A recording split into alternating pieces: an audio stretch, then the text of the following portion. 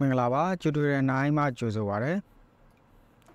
ဒီဗီဒီယိုလေးမှာတော့ TikTok ကနေပတ်စံရှာခြင်းတဲ့သူတွေအတွက်မြန်မာနိုင်ငံမှာနေပြီးတော့ TikTok ကနေပတ်စံရှာလို့ရမယ် TikTok account တစ်ခုဖွင့်လို့ရတဲ့နည်းလမ်းကိုပြောပြပေးသွားမှာဖြစ်ပါတယ်အဲ့အတွက်ကျွန်တော်တို့ကိုယ့်ရဲ့ဖုန်းထဲမှာရှိရမယ့် app လေးတွေကတော့ကျွန်တော်တို့ဒီ Google Chrome browser ရှိရမယ်ပြီးရင် VPN တစ်မျိုးမျိုးပေါ့နော်ဒီမှာတော့ကျွန်တော် C-Phone Pro VPN ကိုသုံးပြီးတော့ဖွင့်ပြပေးသွားပါမယ်ပြီးရင် TikTok app တစ်ခု down ထားမယ်ပြီးတော့ရင်ကျွန်တော်တို့ဘာလုပ်ရမလဲဆိုရင်ဒီ Chrome browser ကိုသွားပြီးတော့ clear data လုပ်ပေးရမှာဖြစ်တယ်အဲ့တော့ကျွန်တော်ဒီ Xiaomi ဖုန်းတွေမှာဆိုရင်တော့ဒီကောင်လေးကိုတစ်ချက်ဖိလိုက်မယ်ပြီးရင်ဒီ app info တွေကိုသွားလိုက်မယ်သွားပြီးတော့ဒီအောက်မှာကျွန်တော်တို့ clear data ပြီးရင်ကျွန်တော်တို့ဒီ manage page ထဲသွားပြီးတော့ clear all data ဆိုတာလေးလုပ်ပေးလိုက်ပါဒါဆိုရင် Chrome မှာရှိတဲ့ data တွေအားလုံးကျွန်တော်တို့အရင်ရှင်းပေးလိုက်ပါမယ်ပြီးရင် clear cache ထပ်လုပ်လိုက်ပါမယ် Okay ဒါဆိုရင်ကျွန်တော် Chrome browser ရှင်းပေးသွားပြီပြီးရင် TikTok app ကိုလည်းကျွန်တော်တို့က clear data လုပ်ပါမယ် clear all data ကိုရွေးပြီးတော့ရှင်းပေးလိုက်ပါမယ် Okay ဒါဆိုရင်ပြီးသွားရင်ကျွန်တော်တို့ကဒီမှာဒီ C-Phone Pro လေးကိုသွားပြီးတော့မှ VPN ကိုကျွန်တော်တို့ကဒီ option ထဲမှာ location မှာကျွန်တော်တို့က Japan region ကိုထားပြီးတော့ VPN ချိန်ပေးရပါမယ်။ဘာကြောင့်လဲဆိုတော့ကျွန်တော်တို့ TikTok ကကျွန်တော်တို့လက်ရှိဒီ monetize ပေးထားတဲ့နိုင်ငံကကျွန်တော်တို့ Japan နိုင်ငံပါဝင်နေတာဖြစ်တဲ့အတွက်ကျွန်တော်တို့ကဒီ Japan region သုံးပြီးတော့မှကျွန်တော်တို့က TikTok account တစ်ခုဖွင့်မှာဖြစ်တယ်ပေါ့နော်။ Okay အဲ့တော့ကိုယ့်ရဲ့ဖုန်းကတကယ်လက်တွေ့ကျွန်တော်တို့ဒီ Japan region ရောက်မရောက်ကိုကျွန်တော်တို့ဒီတိုင်းဆက်ကြည့်လို့ရတယ်ဥပမာကျွန်တော်တို့ Play Store မှာမြန်မာနိုင်ငံကနေပေးမတောင်းထားတဲ့ software တစ်ခုကိုကျွန်တော်တို့ down ကြည့်လိုက်မယ်ဥပမာကျွန်တော်တို့ PayPal ပေါ့နော် PayPal ကိုဒီမှာရိုက်ကြည့်လိုက်မယ်အဲဒါဆိုရင်ဒီမှာကျွန်တော်တို့ PayPal ကိုခုဒီဖုန်းထဲကို install လုပ်လို့ရပါတယ်ပြီးရင်အပေါ်မှာဆိုရင်လည်းကျွန်တော်တို့ဒီမှာ Japan စာလေးတွေနဲ့တွေ့ရတယ်ပေါ့နော်ဒါဆိုလို့ရှိရင်ကိုယ့်ရဲ့ဖုန်းကကျွန်တော်တို့ဒါ Japan region နဲ့ချိတ်ဆက်နေပြီဖြစ်တယ်ပေါ့နော် Okay ဒီအချက်လက်တွေပြည့်စုံပြီဆိုရင်တော့ကျွန်တော်တို့ account ဖွင့်ဖို့ရအတွက်စပါမယ်ပြီးရင်ကျွန်တော်တို့ဒီမှာ Chrome browser ကိုဖွင့်လိုက်မယ်ဖွင့်ပြီးသွားရင်ကျွန်တော်တို့ဒီမှာ outlook.com ကိုသွားပါ outlook.com မှာသွားပြီးတော့ကျွန်တော်တို့က email အသက်တစ်ခုဖွင့်မှာဖြစ်တယ်အဲ့ဒီ email နဲ့ကျွန်တော်တို့က TikTok Japan region နဲ့ TikTok account တစ်ခုဖွင့်မှာပေါ့နော်အဲ့အတွက်အရင်ဆုံးကိုမှဒီ outlook.com ကနေသွားပြီးတော့ email account တစ်ခုဖွင့်ပါမယ် Okay ကျွန်တော်တို့ဒီမှာ outlook.com နဲ့ရောက်ပြီဆိုရင်ဒီမှာကျွန်တော်တို့ create free account ဆိုတာမျိုးနေလိုက်ပါပြီးတော့ဒီ new email ဆိုတဲ့နေရာလေးမှာကိုပေးခြင်းတဲ့နာမည်တစ်ခုပေးလို့ရပါပြီဒီမှာတော့ကျွန်တော်ကနမူနာဖွင့်ပြမှာဖြစ်တဲ့အတွက်ဒီလိုလေးပေးလိုက်ပါမယ် Okay ပြီးရင်ဒီမှာ password ချက်ခိုင်းပါတယ်အဲ့တော့ကိုမှတ်မိလွယ်တဲ့ကိုမှတ်မိနိုင်တဲ့ password တစ်ခုကိုဒီမှာရိုက်ထည့်ပေးပါအဲ့ဒီနေရာမှာကိုက password တွေမေ့တတ်တယ်ဆိုရင်တခါလဲကိုမှတ်မိနိုင်တဲ့နေရာမှာရေးမှတ်ထားပါတော့ပြီးရင်ကျွန်တော် next ကိုသွားလိုက်မယ်ပြီးရင်ဒီမှာ first name last name သူပေးခိုင်းတယ်ဒီမှာအဆင်ပြေအားပေးလို့ရပါတယ်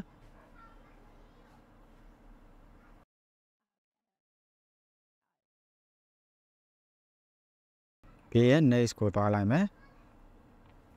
အဲ့တော့ကျွန်တော်တို့ကဒီ VPN ကို Japan region နဲ့ချိန်ထားတာဖြစ်တဲ့အတွက်ဒီမှာ country region မှာလည်း Japan တခါတည်းပေါ်နေပြီပေါ့နော်ပြီးရင်ဒီမှာကိုရဲ့မွေးတက်ကရက်တစ်ခုခုရွေးပေးလိုက်မယ်အဲ့တော့ဒီနေရာမှာကျွန်တော်တို့ရွေးတဲ့မွေးတက်ကရက်ခုနဲ့ဒီကိုရဲ့အသက်ဒီ session နဲ့ကြော်နေဖို့တော့လိုတယ်ပေါ့နော်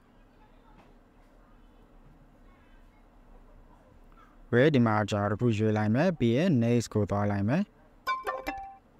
ဒီလက်နဲ့ပေါ့နော်လက်ချောင်းလက်ညှိုးထိုးထားတဲ့ဒီလက်နဲ့ချောင်းထိုးထားတဲ့ဘက်ကိုဒီပုံလေးကိုကျွန်တော်တို့ကဒီလိုမျိုးလေး rotate လဲပေးရမှာဖြစ်တယ် Okay ပြီးရင် submit ကိုနှိပ်လိုက်မယ် Okay ဒါဆိုရင် verification complete ဆိုပြီးတော့ဖြတ်သွားပြီပြီးရင်ကျွန်တော်တို့ continue ကိုနှိပ်လိုက်မယ်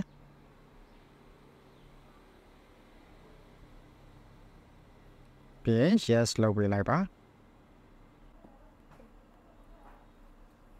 Okay ဒါဆိုရင်ကျွန်တော်တို့ဒီ outlook email တစ်ခုဖွင့်တာပြီးသွားပြီ Okay email လေးရပြီဆိုရင်ကျွန်တော်တို့က TikTok account စဖွင့်ပါမယ်အဲ့အတွက်ကျွန်တော်တို့ကဒီ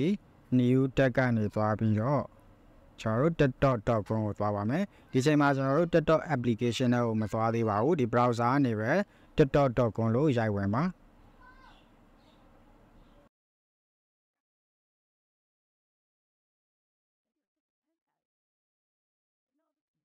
โอเคဒါဆိုရင်ကျွန်တော်တို့ဒီ TikTok account နဲ့ကိုသွားပြီးရောက်သွားပြီ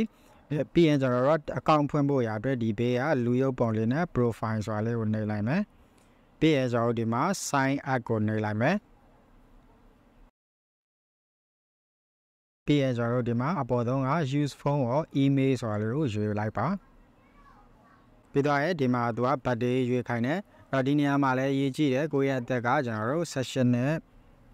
ကြော်နေဖို့ပြည့်နေဖို့လိုတယ်အဲ့တော့ဒီမှာကျွန်တော်တို့ကမွေးနေ့တစ်ခုကိုရွေးလိုက်ပါမယ်ပြီးရင် next ကိုသွားလိုက်မယ်ပြီးရင်ကျွန်တော်တို့ကဒီဘက်မှာ email ဆိုတာလေးကိုနေလိုက်ပါအဲ့တော့ဒီနေရာမှာလည်းကျွန်တော်တို့ကပြန်ဆက်လို့ရတယ်ကိုယ့်ရဲ့ location ကိုပေါ့နော်အဲ့ဂျပန် location home mode ကိုကျွန်တော်တို့ဒီမှာဖုန်းနေရာမှာ GB ဆိုပြီးတော့သွားပြနေတယ်ဂျပန်ဖုန်းနံပါတ်တောင်းနေရပါတော့ဒါဆိုရင်ကိုယ့်ရဲ့ဒီ location ကဂျပန်ဆိုတာကိုသူကသိနေတယ်အဲ့အတွက်ကျွန်တော်တို့ကဒီဘက်မှာဖုန်းနဲ့ဖွင့်မှာမဟုတ်ဘူး email နဲ့ဖွင့်မှာဖြစ်တဲ့အတွက် email ကိုနှိပ်လိုက်မယ်ပြီးရင်ခဏနေရဒီ outlook မှာဖွင့်ထားတဲ့ကိုယ့်ရဲ့ email လိပ်စာလေးကိုဒီမှာထည့်လိုက်ပါမယ်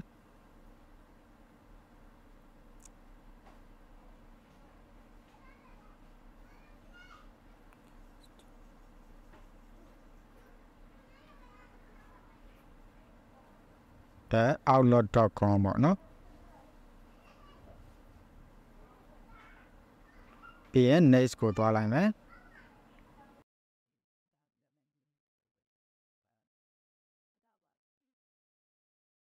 ပြီးရင်သူက password ရိုက်ခိုင်းတယ်အနည်းဆုံး8လုံးရှိရမယ်ပေါ့နော်အဲ့တော့ဒီနေရာမှာကျွန်တော်တို့ကဒီ letter တွေ number တွေ special character တွေပါရမယ်ပေါ့နော်စလုံးစကလုံးတွေပါရမယ် number တွေပါရမယ်ပြီးရင် special character ဖြစ်တဲ့ကျွန်တော် star hash တို့ဒီလိုမျိုးတွေပေါ့နော်အဲ့တော့တစ်ခုထည့်ပေးရမယ်အဲ့တော့ဒီနေရာလေးမှာကိုမတ်မိနိုင်တဲ့ password လေးကိုရိုက်ထည့်လိုက်ပါ Okay password လေးတွေရိုက်ပြီးဆိုရင်တော့ကျွန်တော်တို့ဒီမှာ sign up ကိုနှိပ်လိုက်ပါမယ်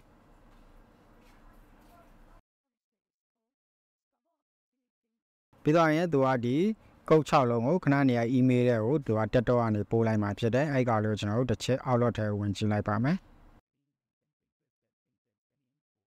Okay ဒါဆိုရင်ဒီမှာကျွန်တော်တို့တက်တော့ကနေပို့ထားတဲ့ကုတ်လေးတွေရှိတယ်အဲ့တော့ဒီမှာဒီကုတ်လေးကိုရိုက်ထည့်ရမှာဖြစ်တယ်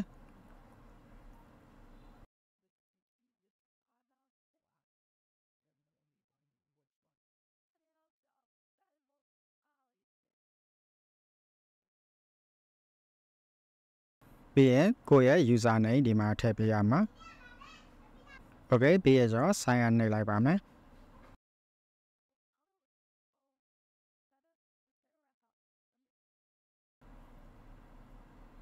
Okay ဒါဆိုလို့ရှိရင်ကျွန်တော်တို့ဒီမှာဒီဂျပန် location နဲ့ TikTok account တစ်ခုဖွင့်လို့ပြီးသွား Okay ဒါလေးဆိုရင်ဒါကျွန်တော်တို့ဒီဂျပန် region နဲ့ TikTok account တစ်ခုရသွားပြီပေါ့နော်ပြီးသွားပြီဆိုရင်ကျွန်တော်တို့ကဒီ account ကို TikTok application နဲ့မှာပြန်ပြီးတော့ login လုပ်ပါမယ်ကျွန်တော်တို့ဒီ browser ကိုပိတ်ထားလိုက်လို့ရပြီ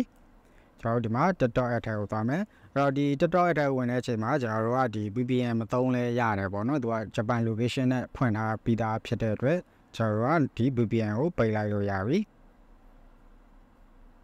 Okay ကျွန်တော်ဒီ TikTok ရဲ့ကိုသွားလိုက်မယ်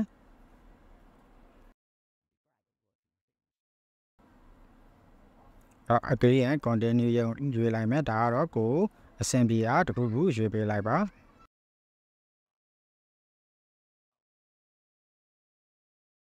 ပြီးရင် next ကိုသွားလိုက်မယ်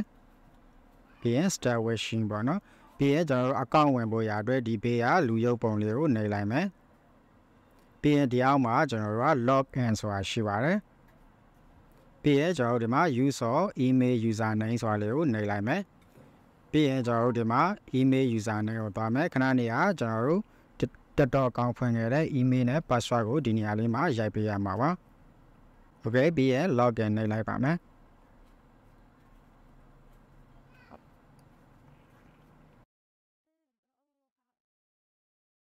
Okay ဒါဆိုရင်ကျွန်တော်တို့ဒီမှာ TikTok account တစ်ခု login ဝင်ပြီးသွားပြီအဲ့တော့ကိုယ့်ရဲ့ account ကကျွန်တော်တို့ဒီ monetization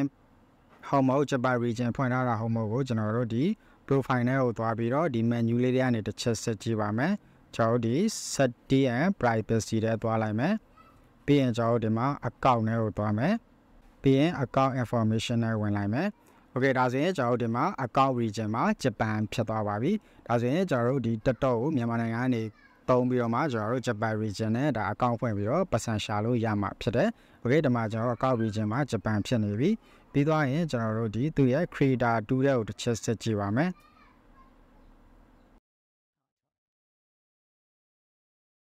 โอเคဒါဆိုရင်ကျွန်တော်တို့ဒီမှာ create program beta ဆိုပြီးတော့ဒေါ်လာဆိုင်းလေးနဲ့ပြနေပြီဒါဆိုရင်ဒီ account ဒီ TikTok account ကနေကျွန်တော်တို့ကဒီပတ်စံရှာလို့ရနေပြီဆိုတာကိုသူကပြောထားတာအဲ့တော့ဒီမှာတစ်ချက်နှိပ်လိုက်မယ်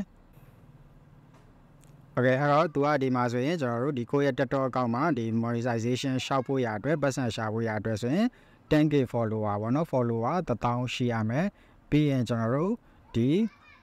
video view အနေနဲ့ 100k view ရှိရမယ်ကျွန်တော်တို့ဒီတစ်လအတွင်းမှာပေါ့နော် view 3000ရှိရမယ်လို့သူပြောထားတယ်ပြီးရင် account ကကျွန်တော်တို့ session နဲ့အထက်ဖြစ်ရမယ်လို့ပြောထားတယ်ဒီ3ချက်ပြည့်ပြီဆိုရင်ကျွန်တော်တို့ TikTok ကနေပတ်စံရှာလို့ရပြီအဲ့တော့ဒီဗီဒီယိုလေးမှာတော့ကျွန်တော်အဓိကပြောချင်တာကမြန်မာနိုင်ငံမှာနေပြီးတော့မှ TikTok ကနေပတ်စံရှာဖို့ရအတွက်ဒီပတ်စံရှာလို့ရတဲ့ TikTok account တစ်ခုကိုဘယ်လိုမျိုးဖွင့်ရတယ်ဆိုတာလေးကိုပြောပြပေးသွားတာဖြစ်ပါတယ်